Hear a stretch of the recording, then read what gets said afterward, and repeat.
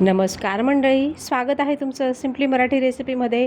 तर आज आपण वाळवणातील उपवासाचा पदार्थ बघणार आहोत आणि ते म्हणजे आहे बटाट्याचे वेफर्स.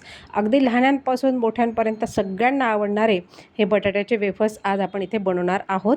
अतिशय पांढरी शुभ्र आणि कमी तेलकट. तर यासाठी मी इथे पहिले इंदोरी बटाटा घेऊन ठेवलेला होता. आदल्या रात्री त्यांना किसून एक रात्रभर त्यांना आम्ही पाण्यात भिजत ठेवलेलं होतं. त्याच्या दुसऱ्या दिवशीचा हा व्हिडिओ आहे. त्यानंतर तुम्ही बघू शकता की 2 किलोमध्ये बऱ्यापैकी हे जे वेफर्स आहेत हे इथे तयार करून झालेले होते.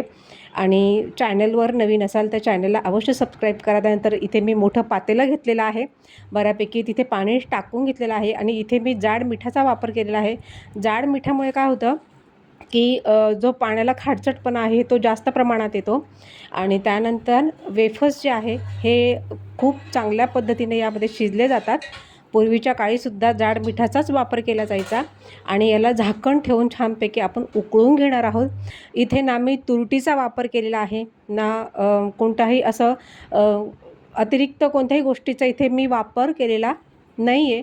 आणि त्यानंतर फक्त बटाटे ज्यावेळेस किसून झालेले होते तर त्याला 2 ते 3 वेळेस पाण्याने स्वच्छ हे धुवून घेतलेले होते रात्री. आणि त्यानंतर ज्यावेळेस आता मी हे जे बटाट्याचे चिप्स पाण्यात टाकते आहे त्या अगोदरसुद्धा फक्त एकदाच म्हणजे जवळपास 3 ते 4 वेळेस फक्त स्वच्छ पाण्याने आपल्याला यामध्ये धुवून घ्यायचं आहे. की बरेचसे जण म्हणतात की तुरटी जर टाकली तर जे वेफर्स आहेत ते पांढरे शुभ्र होतात. तसं काही नसतं.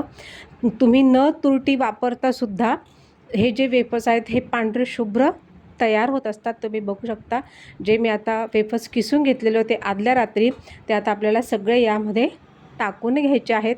आणि 2 किलोमध्ये बरेच हे वेफर्स आमचे इथे बनून तयार झालेले होते. इथे मी इंदोरी बटाटा जो आहे तो स्पेशली बटाट्याच्या चिप्ससाठी मार्केटमध्ये अवेलेबल असतो किंवा तुमच्याकडे जो बटाटा असेल, पण बटाट्याची साईज जी आहे ही थोडी तुम्ही मोठी घ्या की जेणेकरून वेफर्स हे छानपैकी तयार होतील. आणि पाण्याला चांगली उकळ आल्यानंतरच आपल्याला हे जे बटाटे आहेत जे आपण किसून घेतलेले आहेत वेफर्स ते आपल्याला यामध्ये टाकून घ्यायचे आहेत. काही अशा पद्धतीने पातेलं थोडं मोठंच घ्यायचं की जेणेकरून हे जे बटाटे आहेत छानपैकी शिजतील देखील. आणि त्यानंतर आपल्याला इथे मीठ हे जरा जास्तच टाकून घ्यायचं आहे. कमी मीठ टाकलं तर मग हे अळणे लागतात. कारण की बटाटा जो आहे तो मीठ बऱ्यापैकी ॲब्झॉर्ब करून घेत असतो. आणि त्यानंतर इथे मी सगळे एक बॅच होती ती इथे मी टाकून घेतलेली आहे. आणि त्यानंतरसुद्धा आपल्याला यांना ओव्हर कुक होऊ द्यायचं नाही आहे, म्हणजे जास्त शिजवायचं नाही आहे. हे थोडेसे ट्रान्सफर झाले किंवा असे थोडंसं प्रेस केल्यानंतर जरी त्यांचा तुकडा पडायला लागला तर समजून जायचं की आपले बटाट्याचे वेफर्स हे तयार झालेले आहे. आणि पुन्हा एकदा चॅनलवर जर नवीन असाल तर चॅनलला अवश्य सबस्क्राईब करा आणि व्हिडिओ पूर्ण बघा. खूप सुंदर वेफर्स आपण इथे बनवून आज तयार करतो आहोत. तुम्ही बघू शकता की इथे अजूनही पाणी उकळतं आहे. आणि त्यामध्ये मी तुम्हाला दाखवते की अतिशय असं दाबून बघितल्यानंतर ज्याचा तुकडा थोडासा पडायला लागला ना तर समजून जायचं की आपला हा जो वेफर्स आहे हा तयार झालेला आहे. तुम्ही बघू शकता की ती ट्रान्सपरंट हा शिजला गेलेला आहे. ओव्हरकुक आपल्याला इथे करायचं नाही आहे. त्यानंतर एक मोठी चाळणी घ्यायची आहे आणि त्यानंतर तुम्ही बघू शकता किती सुंदर पद्धतीने फक्त 15 मिनटात हे तयार होतात. आणि ट्रान्सपरंट हे सगळे आपल्याला यामध्ये शिजवून घ्यायचे आहेत. तुम्ही बघू शकता की किती सुंदर पद्धतीने हे सगळे जे वेफर्स आहेत हे सगळे आता इथे आपले बनवून तयार झालेले आहे. 2 किलो बटाटे होते. 2 किलो बटाट्यांमध्ये जवळपास ही जी चाळणी आहे ही भरून जे आहे ते वेफर्स तयार झालेले होते. आणि आता इथे पूर्ण वेफर्स आपण आता हे काढून घेणार आहोत. त्यानंतर आता मी इथे दुसरी बॅच टाकत आहे. त्यानंतरसुद्धा यामध्ये थोडं मीठ टाकायचं आहे, कारण की पहिल्या बॅचचं जे वेफर्स होते त्यातलं हे मीठचं बरंचसं कमी होतं बटाट्यांना लागल्यामुळे. त्यामुळे आपण पुन्हा हेच पाणी ठेवायचं, पाणी बदली करायचं नाही. किंवा जर तुमच्याकडे वेफर्स जास्त असतील तर थोडं तुम्ही पाणी वाढवू शकता, पण हे जे पाणी आहे हे तुम्ही कंटिन्यू केलं तरी चालेल. आणि त्यानंतर इथे पुन्हा आपल्याला थोडं मीठ वाढवून घ्यायचं आहे.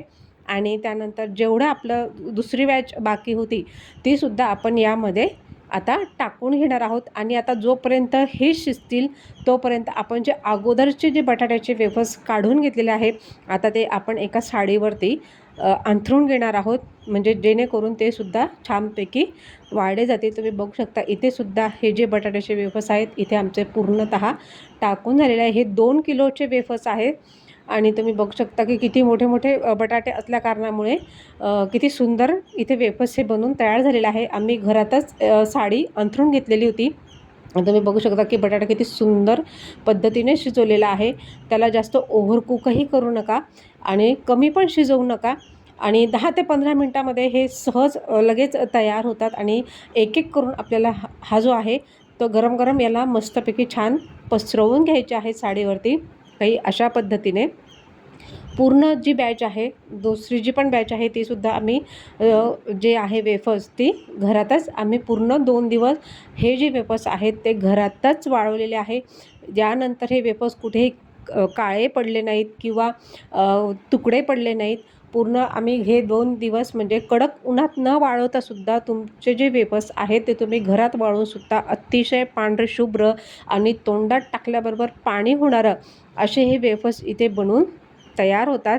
आणि एक एक करून आम्ही हे सगळे वेफर्स जे आहेत हे सगळे आम्ही इथे टाकून घेतलेले आहे.